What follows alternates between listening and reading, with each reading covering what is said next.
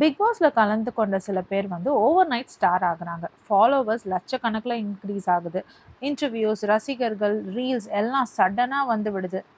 ஆனா ஒரு கேள்வி, இந்த ஃபேம் உண்மையிலேயே நீண்ட நாள் இருக்குதா? அல்ல ஷோ முடிஞ்ச உடனே ஸ்லோவா குறைஞ்சிருதா? ஸோ இன்னைக்கு பிக் பாஸ் கண்டஸ்டன்ஸ் ஃபேம் பின்னால இருக்கிற உண்மையை எக்ஸாம்பிள்ஸோட பார்க்கலாம். பிக் பாஸ் ஃபேம் எப்படி உருவாகுது? பிக் பாஸ் ஒரு நார்மல் ரியாலிட்டி ஷோ இல்ல. சினிமால நாம ஆக்டர்ஸ ஒரு கேரக்டரா பார்க்குறோம். ஆனா பிக் பாஸ்ல கண்டஸ்டன்ஸ ரியல் லைஃப் ஹீரோவாவோ இல்ல வில்லனாவோ பார்க்குறோம். ஏன்னா அங்க அவங்க ரியலா பேசுறாங்க, ரியலா ஃபைட் பண்றாங்க, ரியலா அழுறாங்க, ரியலா சிரிக்கிறாங்க. அதனால ஆடியன்ஸ் அவங்கள ரியல் மனுஷங்களா கனெக்ட் பண்ண ஆரம்பிக்கிறாங்க. இதுதான் இன்ஸ்டன்ட் ஃபேம்க்கு முதல் காரணம். அடுத்து பார்த்தீங்கன்னா, எமோஷனல் அட்டாச்மெண்ட். இந்த எமோஷனல் அட்டாச்மெண்ட் தான் பிக்கெஸ்ட் சீக்ரெட். ஒரு கண்டஸ்டன்ட் அழுதா நமக்கும் எமோஷனலா ஃபீல் ஆகும். ஒரு கண்டஸ்டன்ட்டுக்கு ஏதாவது ஒரு இன்ஜஸ்டிஸ் நடந்ததுன்னா, அது நமக்கே நடந்த மாரி நெனச்சு, நம்ம அவங்களுக்காக ரொம்ப ஃபீல் பண்றோம், ரொம்ப சப்போர்ட் பண்றோம். இதுக்கு ஒரு சூப்பர் பெஸ்ட் எக்ஸாம்பிளா அர்ச்சனாவ சொல்லலாம். வைல்ட் கார்ட் என்ட்ரியா உள்ள வந்தாங்க. எல்லா கண்டஸ்டன்ட்டும் ஒண்ணு கூடி ஒரு கண்டஸ்டன்ட்ட டார்கெட் பண்ணாங்க. அது நம்ம எல்லாருக்குமே ரொம்ப அன்ஃபேரா தெரிஞ்சுச்சு. அதுக்கப்புறம் அழுதுட்டே இருந்த அர்ச்சனா எல்லா கண்டஸ்டன்ட்ஸையும் லெஃப்ட் ஹேண்ட்ல டீல் பண்ணாங்க. அந்த தைரியம் நம்ம எல்லாருக்குமே புடிச்சது. அங்கருந்து தான் நம்ம அவங்கள சப்போர்ட் பண்ண ஆரம்பிச்சோம். இன்னொரு சூப்பர் டூப்பர் எக்ஸாம்பிள் சொல்லணும்னா, ஓவியா சீசன் 1ல மறக்க முடியுமா அந்த கிளிப்பிங்க? அந்த 5 செகண்டுக்கு முன்னாடி அப்படின்னு சொன்ன ஜூலியோட டயலாக் பயங்கர ஃபேமஸ். சீசன் 1ல ஓவியாக்கு கிடைத்த சப்போர்ட் இன்னைக்கு வரைக்கும் தமிழ் ரியாலிட்டி ஹிஸ்டரியிலேயே பிக்கெஸ்ட் சப்போர்ட்னு சொல்லலாம். ஓவியா ஆர்மி என்ற ஒரு ரசிகர் மூமெண்ட்டே உருவாச்சு. இது கண்டிப்பா ஸ்கிரிப்டட் ஃபேம் அல்ல. Pure emotional connection. அதனால தான் இன்னைக்கும் ஓவியானாலே ஒரு தனி பேர் இருக்க தான் செய்யுது பிக் பாஸ்ல. அடுத்து சோஷியல் மீடியா எக்ஸ்ப்ளோஷன் சொல்லலாம். திடீர்னு all of a sudden big பாஸ்க்கு பிறகு ஃபாலோவர்ஸ் சூப்பர் டூப்பரா இன்க்ரீஸ் ஆவாங்க. எக்ஸாம்பிளுக்கு சொல்லணும்னா ஷிவானி நாராயணன் சொல்லலாம். ஆல்ரெடி சீரியல் ஆடியன்ஸ் இருந்தாங்க. எஸ், இன்ஸ்டாகிராம்ல தவறாம போஸ்ட் போடுற பர்சனும் அவங்க தான். ஆனா பிக் பாஸுக்கு பிறகு அவங்களுடைய ரீச் வந்து பயங்கரமா மல்டிப்ளை ஆச்சு. இன்ஸ்டாகிராம் பிரசன்ஸ் வந்து ஸ்ட்ராங் ஆச்சு. பிராண்ட் கொலாபரேஷன் அதிகமாயிருக்கும். அப்புறம் பிக் பாஸ் பிளாட்ஃபார்மோட பவர் அதுதான். ஸோ இந்த மாதிரி பிக் பாஸ்ல கிடைச்ச ஃபேம் நீடிக்கணும்னா என்ன பண்ணணும்? பிக் பாஸ் ஃபேமை டெம்பரரியா வச்சுக்கிறதா இல்ல பெர்மனன்ட் ஆக்குறதா அப்படின்னு தீர்மானிக்கிறது கண்டஸ்டன்ஸ் கையில தான் இருக்கு.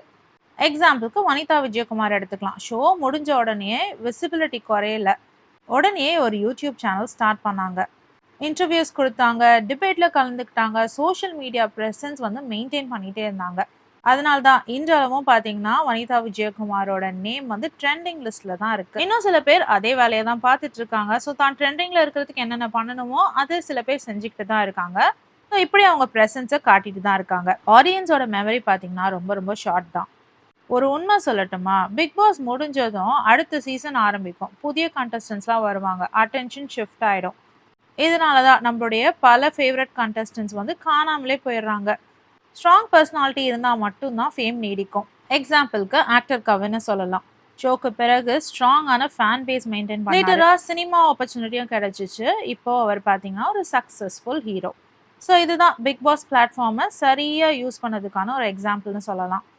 இவர் மட்டும் இல்லை, லாஸ்லியாவுக்குமே பிக் பாஸ்க்கு பிறகு ஹீரோயினாக நடிக்க பல வாய்ப்புகள் வந்துச்சு. ஒரு நியூஸ் ரீடரா இருந்தவங்க பிக் பாஸ்க்கு பிறகு ஹீரோயினா நடிக்க ஆரம்பிச்சாங்க. ஸோ இதுதான் பிக் பாஸ்ல கரியர் வந்து டர்னிங் பாயிண்ட் ஆகிறதுக்கு ஒரு பெரிய எக்ஸாம்பிளா சொல்லலாம். அவங்க மட்டும் இல்ல, ராஜு, ரியோ ராஜ்னா அப்படியே லிஸ்ட் அடுக்கிட்டே போகலாம். இவங்களுக்கும் வந்து ஹீரோ வாய்ப்புகள் கிடைச்சது. பல படங்கள் நடிச்சுக்கிட்டு தான் இருக்காங்க. பிக் பாஸ்ல ஒரு இன்ட்ரெஸ்டிங் ட்ரூத் என்னன்னா, வின்னர் ஆனா கூட ஃபேம் பர்மனன்ட் ஆகாது. ஆக்சுவலா சில வின்னர்ஸ்லாம் இப்போ வரைக்கும் எங்க இருக்காங்க, என்ன ஆனாங்கன்னு கூட தெரியல. இதுக்கு ஒரு பெரிய எக்ஸாம்பிளா ஆரவ் எடுத்துக்கலாம். சீசன் 1 வின்னர் வந்துட்டு ஆரவா இருந்தாலும் ஓவியாக்கு கிடைச்ச ஃபேம் அவருக்கு கிடைக்கல. ஓவியாக்கு கிடைச்ச பாப்புலாரிட்டியே வேற லெவல் தான். ஸோ இதுல இருந்து ஒரு லெசன் என்னன்னா, ஆடியன்ஸ் கனெக்ஷன் தான் இம்பார்ட்டன்ட். டைட்டில் மட்டும் போதாது. டைட்டில் வச்சுட்டு ஒண்ணுமே பண்ண முடியாது. எஸ், அந்த 50 லேக்ஸ் மணி வரும். பட் அத தவிர்த்து வந்து ஃபேம் கொஞ்சம் வரும். பட் நிலைக்காத ஃபேம் தான் அது. இது மட்டும் இல்ல. பிக் பாஸ்ல எடிட்டிங் பெரிய வேலை பார்க்கும். பிக் பாஸ்ல நம்ம பார்க்குற ஒவ்வொரு இமேஜும் வந்துட்டு ரியாலிட்டி கிடையாது. எடிட்டிங் முக்கியமான ரோல் ப்ளே பண்ணுது. ஒரு கண்டஸ்டன்ட் ஹீரோவா தெரியணுமா, இல்ல வில்லனா தெரியணுமான்னு ஸ்டோரி டெல்லிங் தான் டிசைட் பண்ணும். ஸோ அதுவுமே ஃபேம் உருவாக்கும் ஒரு ஹிடன் ஃபேக்டர் தான் சொல்லணும். நெகட்டிவ் ஃபேம் கூட ஃபேம் தாங்க. சில கண்டஸ்டன்ட்ஸ் வந்து பாசிட்டிவ் ரீசன்ல ஃபேமஸ் ஆவாங்க. சில கண்டஸ்டன்ட்ஸ் தன்னோட நெகட்டிவிட்டிய காமிச்சு ஃபேம் ஆவாங்க. ஆனா அது கூட அவங்களுக்கு ஒரு ஸ்ட்ராங்கான விசிபிலிட்டி தரும். அதுக்கு ஒரு எக்ஸாம்பிளா வனிதா விஜயகுமார திரும்பவும் எடுத்துக்கலாம். பிக் பாஸ்க்கு பிறகு கான்ட்ரோவர்சிஸ் மூலமா ட்ரெண்டிங்லயே இருந்தாங்கன்னு சொல்லலாம். ஆக்சுவலி இது கூட ஒரு ஸ்ட்ராட்டஜி தான் தெரியுமா? சினிமா ஃபேம் பார்த்தீங்கன்னா, யூசுவலி ஸ்லோ ஆகும். ஆனா ஸ்ட்ராங்கா இருக்கும். ரியாலிட்டி ஷோ ஃபேம் பார்த்தீங்கன்னா, ரொம்ப ஃபாஸ்ட்டா இருக்கும். ஆனா மெயின்டெயின் பண்றது தான் கொஞ்சம் கஷ்டம். குயிக்கா ரெட்யூஸ் ஆயிடும். ஆனா பிக் பாஸ் ஃபேம்ங்கிறது ஒரு ஆப்பர்ச்சுனிட்டி மட்டும் தான். டெஸ்டினேஷன் கிடையாது. லாங் டெர்ம் ஃபேம் கிடைப்பவங்க யாரு தெரியுமா? கன்டென்ட் கிரியேட் பண்றவங்க. அதாவது பிக் பாஸ்க்குள்ள இல்ல. பிக் பாஸ் விட்டு வெளியில வந்த பிறகும் கன்டென்ட் கிரியேட் பண்றவங்க தான் லாங் டெர்ம் ஃபேம்ல இருப்பாங்க. ஆடியன்ஸ் கூடயும், ஃபேன்ஸ் கூடயும் கனெக்டடா இருப்பாங்க. மீடியா பிரசன்ஸ் மெயின்டெயின் பண்ணுவாங்க. கரியர் பிளான் வச்சிருப்பாங்க. அதுதான் டிஃபரன்ஸ். அதனால பிக் பாஸ் ஃபேம் உண்மையா? ஆமாமா. கண்டிப்பாவே பிக் பாஸ் ஃபேம் வந்து உண்மைதான். ஆனா அது பெர்மனன்ட் கிடையாது. அத லாங் டெர்ம் சக்சஸா மாத்துறது கண்டஸ்டன்ட்ஸ் கையில மட்டும் தான் இருக்கு.